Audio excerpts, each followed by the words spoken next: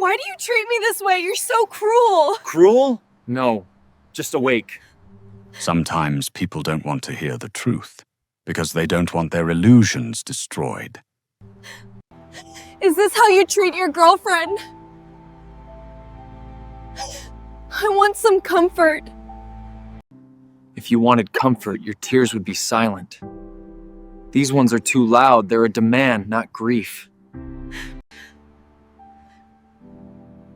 You really can't be fooled. In this video, I'm going to reveal 14 Nietzschean psychological truths that will allow you to instantly read any woman, whether she's smiling at you, testing you, or even crying in front of you. Each truth is like a key, unlocking a layer of the mask until what stands before you is no longer the illusion, but the reality.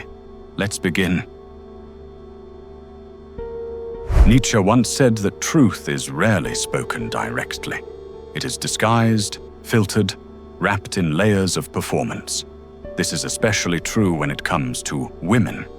Her words are not the purest signal of her mind. They are the mask she offers you. Consider this.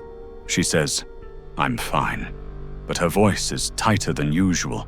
Her arms are crossed, and her eyes avoid yours. The words are a costume, carefully chosen to hide something underneath. The body, however, doesn't lie. It leaks the truth she doesn't want revealed. The first rule, then, is simple. Never rely on what she says. Instead, pay attention to the contradictions between her words and her body. Does her laughter come with tension in her shoulders? Does her agreement sound forced? Too quick, as if rehearsed? Nietzsche's insight is cruel but liberating. Speech is a mask, but bodies betray. Nietzsche believed human beings are actors. Life itself is theater. And nowhere is this more visible than in the way women display emotions.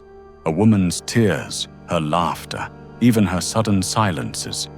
These are not always raw expressions. They are performances, often tailored for an audience. Ask yourself, who is this emotion for? If she cries loudly in public, glancing sideways to see if others notice, you're not witnessing pure sorrow. You're watching strategy. Real emotion does not require spectators. It bursts out unplanned, messy, private. Performed emotion, on the other hand, seeks control, to guilt you, to sway you, to bind you. The rule is this: never judge emotion by its intensity. Judge it by its authenticity. Is it uncontrolled, or is it staged? Nietzsche knew that humans hide their desires behind drama. To read her instantly, strip away the theater and ask, what does this performance want from me? Nietzsche understood that human beings reveal themselves most not in what they say consistently, but in what they contradict. Women, especially, are masters of weaving identities, yet contradictions always leak through. Picture this. She insists. I don't care about him anymore. Yet hours later, she's scrolling through his social media. She says, "I'm independent. I don't need anyone." But when you don't reply instantly, anger erupts. These contradictions are not accidents.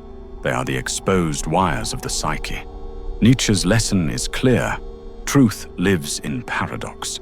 To instantly read a woman, you must ignore her claims and watch her contradictions. What she fights hardest to deny is usually what governs her. The contradiction is the moment the mask slips. It is the instant where the illusion collapses under its own weight. If you want to know what she truly desires, track not her harmony, but her dissonance. There, her reality is naked. For Nietzsche, beneath every emotion, every word, every relationship lies one engine, the will to power. It is the fundamental drive to assert influence, to secure control, to test strength. When a woman clings to you, when she insists, "I can't live without you," it may not be pure affection. It may be the unconscious attempt to anchor her influence, to ensure you orbit her. The man who believes love is only sweetness will miss the undercurrent: possession, control, and domination dressed in tender words. To read her instantly, examine the balance. Does her love give you freedom, or does it bind you tighter under invisible chains? The answer reveals whether you are loved as a man or used as a resource. Nietzsche warned that most of what we perceive in others is simply a reflection of ourselves. The qualities you think you see in a woman are often projections of your own unconscious. If you are insecure, you will see rejection in her silence. If you are jealous, you will interpret her friendliness as betrayal.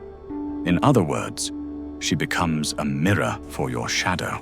This does not mean her behavior is irrelevant, but it means your interpretation is never pure.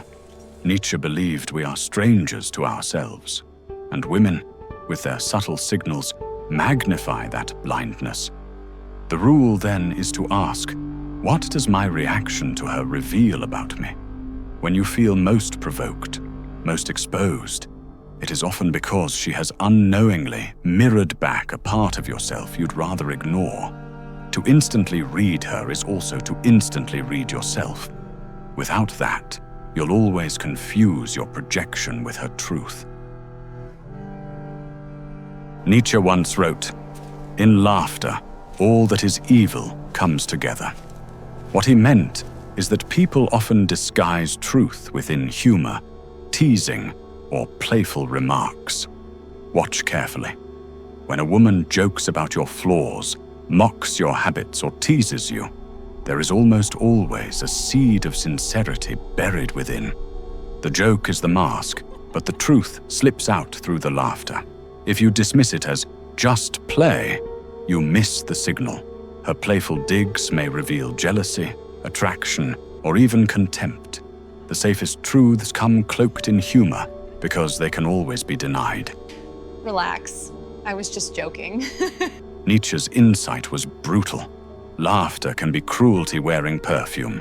The rule is, take play seriously. In her jokes and teasing, you will often hear what she would never dare confess directly. Behind the giggle lies the judgment. Nietzsche said that silence is not the absence of communication. It is its most dangerous form. When a woman withholds words, it is not emptiness, it is strategy. Think of the moments she goes quiet after conflict. She isn't out of words. She is letting her silence speak louder than anything she could say. Silence can punish, manipulate, or test. It forces you into unease, into filling the gap, into chasing. The rule is this: always listen to silence. If her laughter and words are performance, her silences are weapons. They tell you what she refuses to say openly, what she wants you to feel without her confessing it. Nietzsche believed that truth is rarely spoken directly, and in the case of women, their silence often screams the loudest.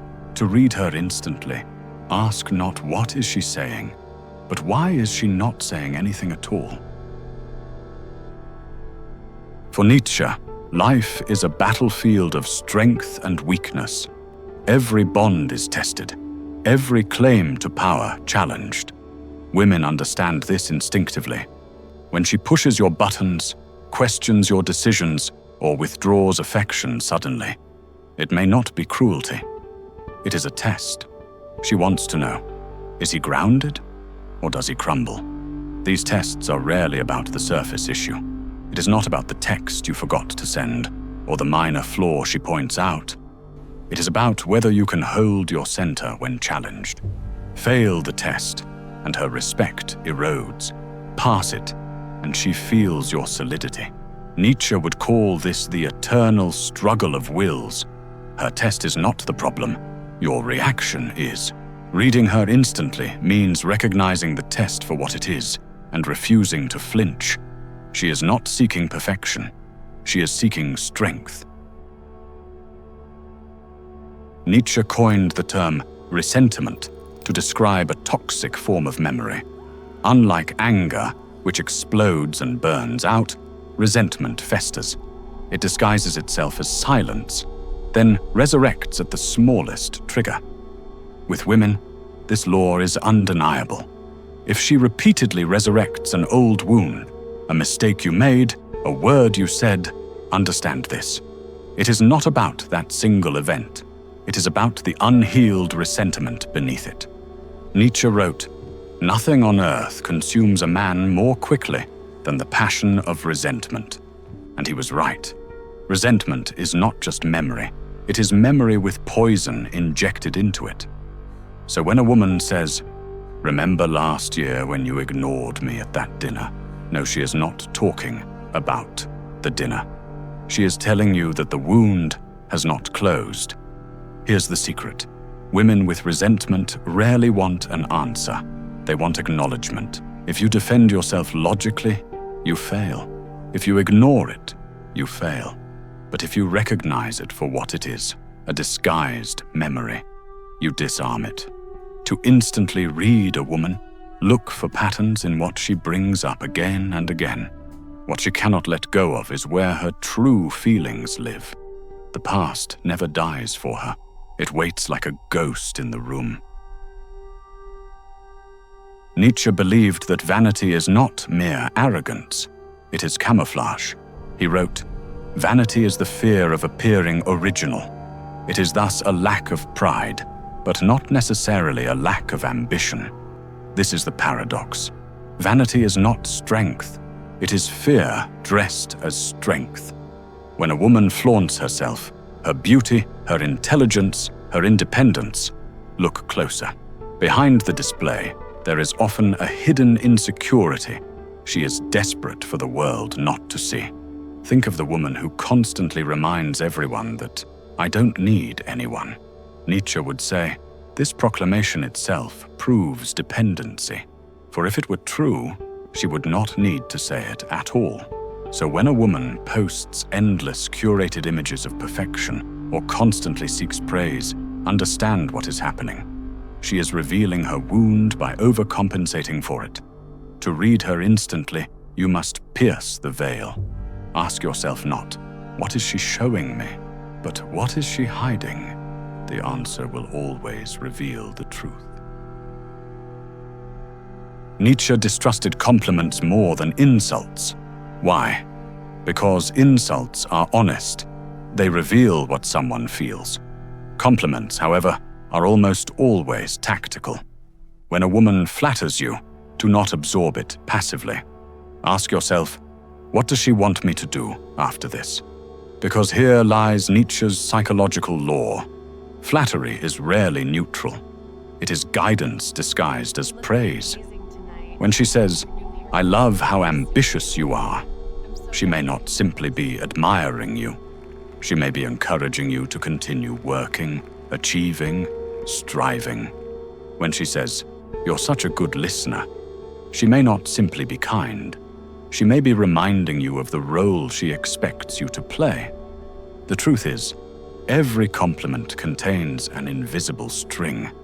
She is pulling you gently toward a behavior she desires. So when she praises you, do not only listen to the words, listen to the direction. Where is this compliment trying to lead you?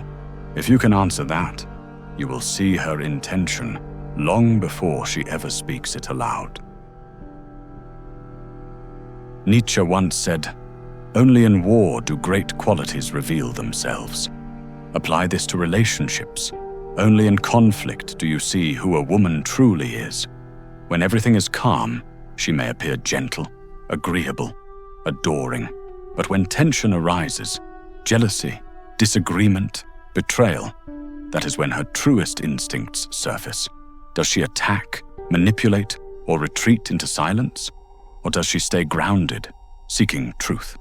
Many men make the mistake of judging a woman only in harmony. Nietzsche would say, this is blindness. To truly read her, watch her in moments of friction. For there, the mask slips and the shadow reveals itself. Nietzsche never believed desire was simple. He saw passion not as pure fire, but as a negotiation wrapped in flame. When a woman desires you, it is rarely just about you. It is about what you represent, your status, your potential, your resources, your symbolic power in the social order. Nietzsche wrote, "Every passion has its spectre, its calculation." In other words, even in the most intoxicating desire, there is always a shadow of strategy. When she looks at you with hunger, she is also calculating. Could she build a life through you? Could she gain stability, children, security, or maybe simply an adventure, an escape, a story worth telling? This does not mean her desire is fake. No, desire is real, but desire is also layered. And to read her instantly, you must look at the layers beneath. Ask, why me and why now? You will often find the answer not in her words, but in her timing, in her life stage, in her silent ambitions. Desire without calculation is rare. Nietzsche would say, almost non-existent. The final law is the most subtle and the most dangerous. Nietzsche understood that humans rarely see others clearly. Instead, they project. They accuse others of what they themselves secretly harbor. And women, being deeply intuitive but also deeply guarded, are masters of projection. When she accuses you of selfishness, ask, is she wrestling with her own selfish impulses?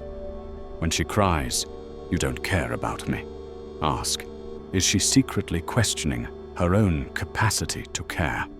Projection is a mirror held up to the unconscious, and Nietzsche believed that to see it is to pierce through the disguise of words and glimpse the raw truth of the psyche. So when a woman blames, accuses, or judges you, do not react defensively. Instead, invert the statement. What if she is describing not you, but herself? This is the final key. For once you learn to read projection, you are no longer bound by her words. You see her shadow, her hidden drives, her secret fears. And with this, Nietzsche's 14 psychological truths become a complete system. A way to read any woman instantly, not by her surface, but by the forces moving underneath.